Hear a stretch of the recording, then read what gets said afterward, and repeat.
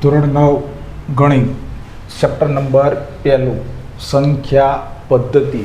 તો સંખ્યા પદ્ધતિમાં પહેલાં જોઈએ કે ભાઈ પ્રાકૃતિક સંખ્યાઓ. તો પ્રાકૃતિક સંખ્યાઓ કોને કહેવાય? તો અહીંયા લખો સંખ્યાઓ, તો કે 1, 2, 3 અને 3 ટપકા અનંત સંખ્યાઓ. તો આને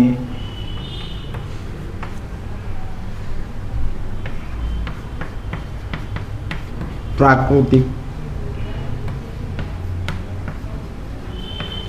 સંખ્યાઓ કહેવાય છે. હવે પ્રાકૃતિક સંખ્યાને દર્શાવવા માટે સંકેતમાં તો કે સંકેત તો કે n બરાબર 1, 2, 3 અનંત સુધી. હવે જોઈએ આપણે પૂર્ણ સંખ્યાઓ. તો પૂર્ણ સંખ્યાઓ, તો સંખ્યાઓ પૂર્ણ સંખ્યામાં શૂન્યથી શરૂ કરવાનું. 0, 1, 2, 3 અનંત સુધી. આને પૂર્ણ સંખ્યાઓ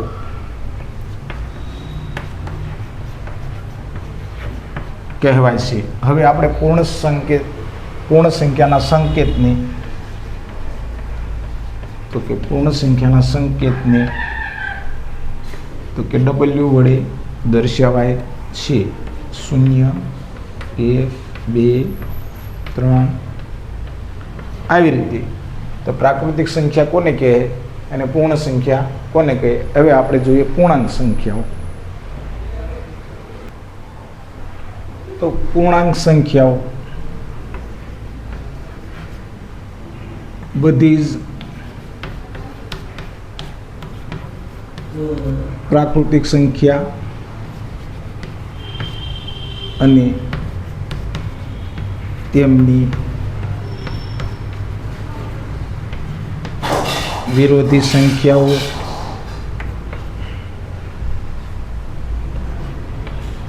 અને શૂન્યનો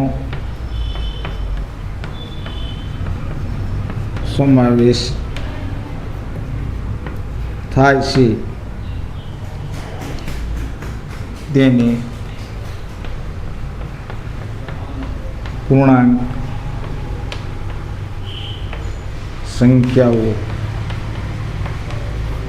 કહે છે. એનો સંકેત તો કે સંકેત તો કે એના સંકેતને શું વડે દર્શાવાય? તો કે Z વડે દર્શાવાય છે. સંકેત તો કે Z તો કે અહીંયા -3, -2, -1,